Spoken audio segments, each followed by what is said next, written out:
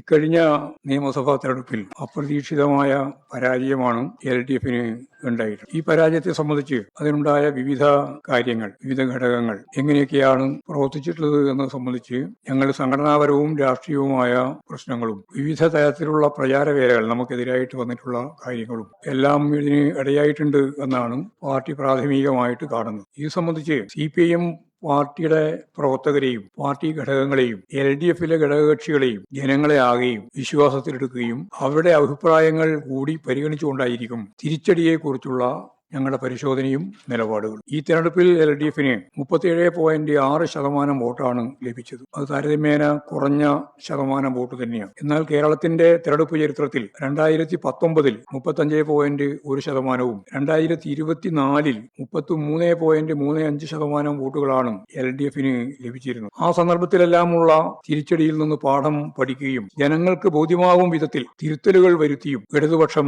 തിരിച്ചു വന്ന ചരിത്രമാണ് കേരളത്തിൽ ഉള്ളത്. വിലയിരുത്തലുകൾ സത്യസന്ധമായിരിക്കും. അത് സംബന്ധിച്ച് വളരെയേറെ പ്രാധാന്യത്തോടുകൂടി മെയ് ജൂൺ മാസങ്ങളിൽ പാർട്ടിയുടെ എല്ലാ ഘടകങ്ങളും വിളിച്ചു ചേർത്ത് എല്ലാ സഖാക്കൾക്കും പറയുന്നത് കേൾക്കാനും മുഖവിലക്കെടുക്കാനും സാധിക്കണമെന്നാണ് ഇപ്പോഴും പാർട്ടിയെ ആദ്യം തന്നെ ആലോചിച്ചിട്ട് പ്രാഥമികമായ ഒരു പരിശോധന മാത്രമാണ് ഇന്നത്തെ സെക്രട്ടേറിയറ്റ് തീർന്നിട്ടില്ല. ഇന്നത്തെ സെക്രട്ടേറിയറ്റ് നടത്തിക്കൊണ്ടിരിക്കുന്നത്. പാർട്ടി സഖാക്കൾക്ക് നിർഭയമായും സ്വതന്ത്രമായും അവരുടെ ഘടകങ്ങളിൽ അഭിപ്രായങ്ങൾ പറയാൻ അവസരമൊരുക്കണം എന്നാണ് പാർട്ടി നേതൃത്വത്തിന്റെ സംസ്ഥാന സെക്രട്ടേറിയറ്റ് അംഗങ്ങൾ പങ്കെടുത്തുകൊണ്ട് ജില്ലാ സെക്രട്ടേറിയറ്റും 2 ദിവസം നീണ്ടു നിൽക്കുന്ന ജില്ലാ കമ്മിറ്റികളും ചേരാൻ ഇപ്പോഴും തീരുമാനിച്ചിട്ടുണ്ട്. എല്ലാ ഏരിയ കമ്മിറ്റികളും, കേരളത്തിലെ മുഴുവൻ ഏരിയ കമ്മിറ്റികളും പാർട്ടി സംസ്ഥാന കമ്മിറ്റി അംഗങ്ങൾ പങ്കെടുത്തുകൊണ്ട് ഞാൻ ഈ പറഞ്ഞതുപോലെ തന്നെ ചേർന്ന് പരിശോധിക്കണം, അവരുടെ അഭിപ്രായങ്ങൾ കേൾക്കണം എന്നിപ്പോഴും തീരുമാനിച്ചു. ജില്ലാ കമ്മിറ്റി അംഗങ്ങൾ പങ്കെടുത്തുകൊണ്ട് എല്ലാ ലോക്കൽ കമ്മിറ്റികളും ചേരാനും ഇപ്പോഴും തീരുമാനിച്ചിട്ടുണ്ട്. ഏരിയ കമ്മിറ്റി അംഗങ്ങൾ പങ്കെടുത്തുകൊണ്ട് താഴെ ബ്രാഞ്ച് യോഗങ്ങളും പൂർണ്ണമായും ചേർന്ന് അവർക്ക്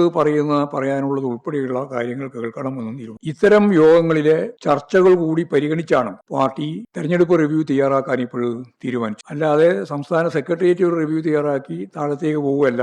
എല്ലാ കാര്യങ്ങളും കേട്ടതിന് ശേഷം, മനസ്സിലാക്കിയതിന് ശേഷം അവർക്ക് പറയാനുള്ളതെല്ലാം പറഞ്ഞ് അതുകൂടി മനസ്സിലാക്കി കൃത്യമായ ഒരു റിവ്യൂ ഇവരുടെ എല്ലാം ചർച്ചയ്ക്ക് ശേഷം തയ്യാറാക്കണം എന്നാണ് പാർട്ടി സംസ്ഥാന കമ്മിറ്റി കണ്ടിട്ടുള്ളത്. എന്ന് പറഞ്ഞാൽ പാർട്ടി റിവ്യൂ എന്ന് പറയുന്നത് ഞാൻ നേരത്തെ പറഞ്ഞതുപോലെ ഈ പരാജയത്തിന്റെ പ്രത്യേക പശ്ചാത്തലത്തിൽ പാർട്ടിയുടനീളം കൃത്യതയോടുകൂടി കാര്യങ്ങൾ കണ്ടെത്താൻ വേണ്ടിയുള്ള ഫലപ്രദമായ ഒരു നിലപാട് സ്വീകരിച്ച് മുമ്പോട്ടേക്ക് പോകണം എന്ന് തന്നെയാണ് കണ്ടത്. ഇപ്പോഴ് വലിയ രീതിയിൽ നമുക്കെതിരായിട്ടുള്ള പ്രചാരവേലയും ചർച്ചകളും ഒക്കെ നടക്കുന്നുണ്ട് എന്നുള്ള കാര്യം എല്ലാവർക്കും അറിയാം, മാധ്യമങ്ങൾക്ക് പ്രത്യേകിച്ചും അറിയാം. പക്ഷേ ആ പ്രചരണത്തെ എല്ലാം അതിജീവിച്ചുകൊണ്ട് ഞാൻ നേരത്തെ പറഞ്ഞ പോലെ പാർട്ടിയെയും LDFനെയും ജനങ്ങളെയും മുഖവിലക്കെടുത്ത് ഈ പറയുന്ന നിലയിൽ സാധാരണ 5 വർഷം കഴിയുമ്പോൾ ഭരണമാറ്റം വരുന്ന സംസ്ഥാനമാണ് കേരളം. അത് ചരിത്രത്തിന്റെ തന്നെ ഭാഗമായിട്ട് തിരുത്തി കുറിച്ച് 10 വർഷം തുടർച്ചയായി ഇടതുപക്ഷ ജനാധിപത്യ മുന്നണി ഭരണത്തിലായി. ഇടതുപക്ഷ ജനാധിപത്യ മുന്നണി വീണ്ടും ഭരണത്തിൽ വരാൻ സാധിക്കുന്ന മുന്നണിയാണെന്നുള്ള കാര്യത്തിൽ യാതൊരു സംശയവുമില്ല.